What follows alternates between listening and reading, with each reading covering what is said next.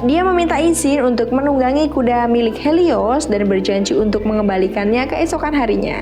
Seperti biasa, Helios menggulung kereta emas dan memasukkannya ke dalamnya. Kuda-kuda itu bergegas dengan kecepatan tinggi. Ini hanya bisa dinilai dari kecepatan bintang-bintang terbang menuju dan menghilang di balik cakrawala. Assalamualaikum warahmatullahi wabarakatuh. Hai sober, welcome back to Soberia.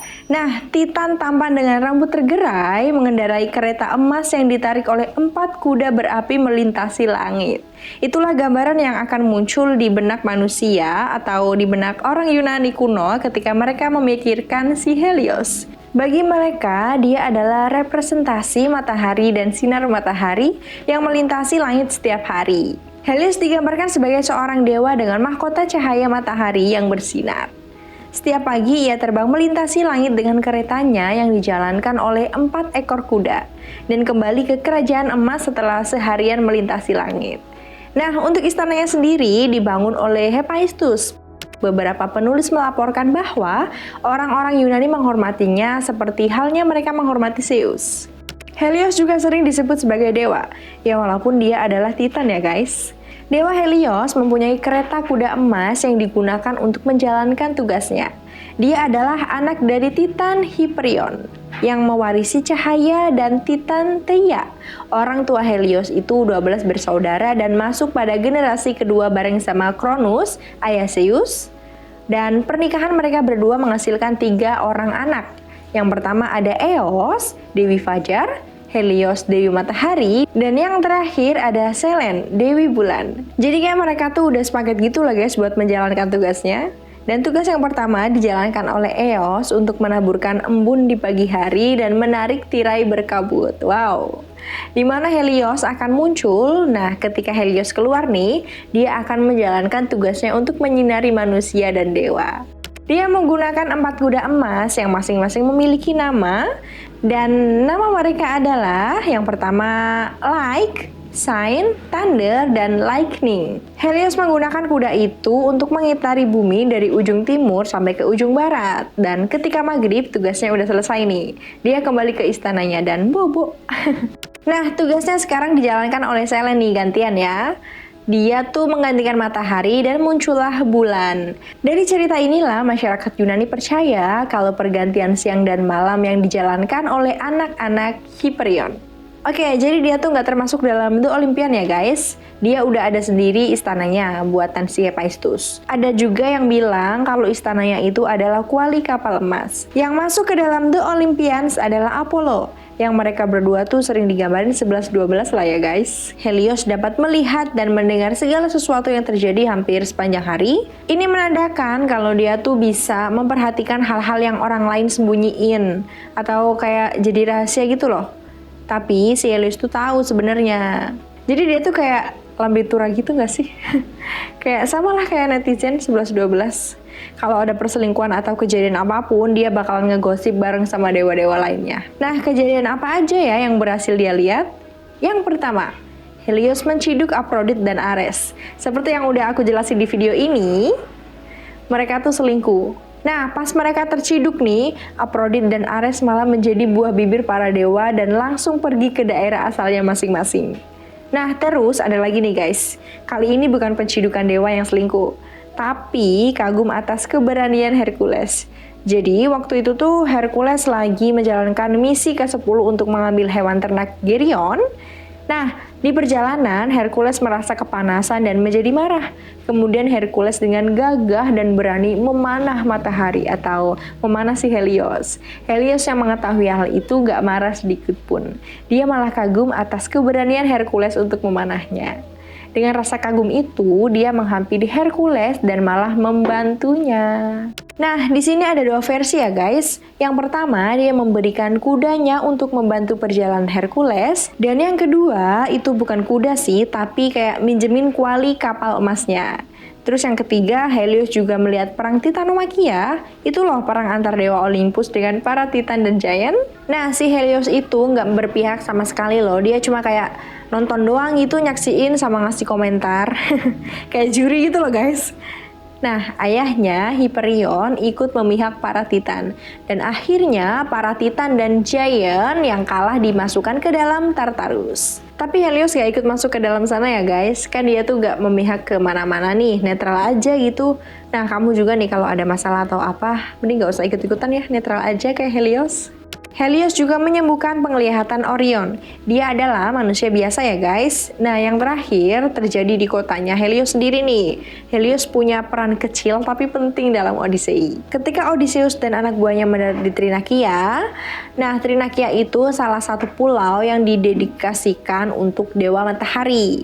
Odysseus memperingati anak buahnya untuk tidak menyentuh sapi atau domba Helios yang merumput di darat. Mereka nggak ngedengerin peringatan ini dan dalam ketidakhadirannya mereka justru menyembelih beberapa hewan terbaik yang kemudian dijadikan ala-ala steak gitu lah ya. Diperingatkan akan hal ini oleh salah satu putrinya, Helios memohon kepada Zeus untuk membalas dendam. Dia mengancam untuk mengambil matahari dan menyinarinya ke dunia bawah yang mati, bukan di bumi. Jika tindakan pria itu tidak dihukum, Zeus kemudian menyerang kapal kru dengan petir, membunuh semua orang kecuali Odysseus. Kemudian Helios menikah dengan Perse. Tapi kayak banyak dewa laki-laki yang lain nih, ia juga punya beberapa urusan cinta terkenal, dan yang paling terkenal adalah dengan Clymene, Rhodes, dan Leukote. Menurut sebagian besar kisah, Helios menikah dengan Persatuan Oceanid atau nimfa laut. Dia memiliki setidaknya 4 anak, Aetes dan Perses. Keduanya Raja Klokis pada waktu yang berbeda. Terus ada Pasiphae, istri Raja Minos, dan kawin dengan banteng yang kemudian menjadi ibu dari Minotaur. Terus yang terakhir ada Circe yang menjadi penyihir paling kuat di Aiaiya. Nah, nyonya Helios yang paling terkenal adalah Oceanid bernama Clymene, yang dengannya dia memiliki 3, tapi ada juga yang mengatakan 5. Anak perempuan yang secara kolektif dikenal sebagai Haliades. Dan seorang putra dengan nama Phaeton. Helios memiliki satu-satunya kelemahan dan dia beranggapan anak-anaknya lebih dari apapun. Dia mencintai putra Phaeton yang lahir dari Clymene dan tidak dapat menyangkal apapun keinginan Phaeton. Bumi terjun ke dalam kegelapan malam ketika Dewa Matahari pergi ke kandang, di mana kuda-kuda mendengkur dan memukul dengan kuku mereka yang tidak tahan dengan ruang tertutup. Seperti biasa, Helios menggulung kereta emas dan memasukkannya ke dalamnya. Pada saat itu, langkah kaki terdengar di belakangnya, dan Phaeton muncul di hadapan Dewa Matahari Yunani. Penampilan Helios menjadi lebih ceria dan bersinar. Dia meminta izin untuk menunggangi kuda milik Helios dan berjanji untuk mengembalikannya keesokan harinya. Nah, bingung dong Helios mendengar itu. Dewa Matahari sangat tegas dan menjelaskan kepada Phaeton bahwa pekerjaan yang dia lakukan selama bertahun-tahun jauh dari menyenangkan. Tapi yang namanya anak ABG, gitulah ya, pasti ngeyel kalau dibilangin. Kayak aku, tapi enggak deng.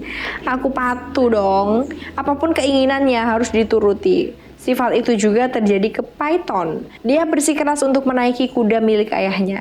Akhirnya ayahnya pun luluh dan mengizinkan untuk menjalankan tugasnya, menggantikan ayahnya Helios. Akibatnya, Dewa Matahari Yunani menunjukkan kelemahan manusia biasa di depan putranya dan memberikan Phaeton naik keretanya. Helios memerintahkan jangan sampai melepaskan kendali apapun yang terjadi. Phaeton dengan cepat melompat ke atas kereta emas. Pada saat yang bersamaan nih, gerbang dibuka dan kereta emas terbang ke angkasa terbuka juga. Kuda-kuda itu bergegas dengan kecepatan tinggi. Ini hanya bisa dinilai dari kecepatan bintang-bintang terbang menuju dan menghilang di balik cakrawala. Seberapa cepat Selen larut dalam kabut pagi, tetapi Phaeton tidak merasakannya. Melupakan segalanya, dia mengemudikan kuda dengan cambuk. Tiba-tiba kereta emas itu membungkuk. Phaeton ketakutan nih, menyadari kalau roda-rodanya melompat keluar dari bekas roda yang udah usang. Pada saat itu, kata-kata terakhir dari Dewa Matahari, si Helios, ayahnya sendiri nih, muncul dalam ingatannya. Dia menarik air lebih erat, tapi udah terlambat guys. Kereta emas itu dilalap api, meleset melintasi langit. Langit menjadi gelap dan bintang-bintang tampak seperti yang belum pernah dilihat manusia. Di sisi lain cakrawala adalah wajah Selen yang terdistorsi, ratu malam yang sama sekali tidak bisa dikenali. Pegunungan yang tertutup hutan berubah menjadi gunung berapi yang menyemburkan api. Sungai dan danau yang dulunya dingin sekarang mendidih. Laut membanjiri pantainya, naga yang mendiami dunia kemudian terbakar karena panas yang tak tertahankan. Dan tanah itu akan mati jika bukan karena Zeus yang merebut salah satu petir dan melemparkannya ke Phaeton. Kuda abadi dari Dewa Matahari Agung Helios berserakan, dan pecahan kereta emas tersebar di seluruh dunia. Begitupun dengan Phaeton, dia tersambar petir Zeus yang menjadikannya mati. Helios menjadi sangat malu dan merasa gagal serta lalai mendidik putranya. Oke, sekarang kita lanjut ke cerita antara Helios dan Rhodes ya. Helios berhubungan dengan anak Poseidon yang bernama Rhodes. Jadi ceritanya tuh kita balik lagi ya ke perang Titanomakhia. Setelah berhasil melawan para Titan, Zeus kemudian menjadi penguasa Olympus. Nah, karena Helios gak memihak saat perang Titanomakhia, dia jadi diasingkan oleh semua orang dan dewa nih. Dia kemudian mengeluh kepada Zeus, dan dari sinilah Zeus menjadikan Rhodes sebagai kota yang didedikasikan untuknya. Kota Rhodes awalnya hanya berupa tanah kosong yang berada di dalam laut dan tidak bisa dihuni. Kemudian Helios mengangkat Rhodes ke dasar laut dan mengisinya dengan kehidupan. Nah, anaknya Poseidon, si Rhodes, kemudian pergi ke sana. Singkat cerita nih, Rhodes dan Helios kemudian bertemu dan langsung jatuh hati. Dari tidur bareng antara Rhodes dan sang dewa, kemudian menghasilkan 8 keturunan. Nah, 7 putranya memiliki nama Heliade. Terus bedanya sama Heliades apa ya? Heliade itu 7 putra, sedangkan Heliades itu 5 perempuan. Satu anak terakhirnya itu perempuan yang bernama Elektrion. Heliade kemudian melampaui semua orang dalam kekuatan dan pembelajarannya. Nah, setelah mereka besar nih, udah gede, mereka kemudian menjadi pewaris tahta di kota itu. Kota itu berkembang dan menjadi banyak kota di dalamnya. Nah, 3 kota utamanya bernama Laisos, Kamerios, dan Lindos. Nama itu pula diambil dari nama anak Helios dengan Rhodes. Selain itu, ada juga patung besar yang bernama Colossus of Rhodes. Patung besar itu juga ada di God of War ya guys. Nah, patung itu adalah gambaran dari Helios yang dibangun Kares dari Lindo pada tahun 280 sebelum Masehi di kota Rhodes. Ngomong-ngomong, tingginya mencapai sekitar 35 meter loh. Dia memegang obor di tangannya yang selalu menyala dan berfungsi sebagai mercusuar. Patung itu termasuk salah satu bangunan di antara 7 keajaiban dunia kuno. Patung ini dibangun untuk merayakan keberhasilan kota Rhodes membendung gempuran Raja Demetrios Poliorketes yang setahun lamanya mengepung kota itu dengan angkatan perang darat maupun laut dalam jumlah yang sangat besar. Patung besar ini kemudian rubuh, ambruk, hancur saat gempa bumi mengguncang Pulau Rhodes pada tahun 226 sebelum Masehi. Tetapi patah-patahannya tetap dilestarikan di sana. Oke, kita langsung aja nih bahas ke selirnya si Helios. Nah, di awal video kan aku udah nyebutin nih kalau Helios menciduk pasangan gelap Ares dan Aphrodite. Aphrodite yang menjadi marah kemudian memutuskan untuk balas dendam. Nah, jadi ceritanya agak unik ya guys. Helios terlibat cinta segitiga antara dirinya, Silti, dan Leukothea. Jadi pada saat itu Helios lagi berkencan dengan Silti. Nah, karena ulah si Aphrodite, Helios kemudian menjadi cinta pada pandangan pertama dengan si Leukothea. Leukothea adalah putri Raja Babilonia yang bernama Raja Ormakus. Dengan pesona itu, Helios kemudian menyamar sebagai ibu dari Leukothea dan masuk ke dalam kamarnya. Ketika di dalam kamar, Helios berubah wujud aslinya guys. Ya, kalian tahulah apa yang terjadi di dalam kamar.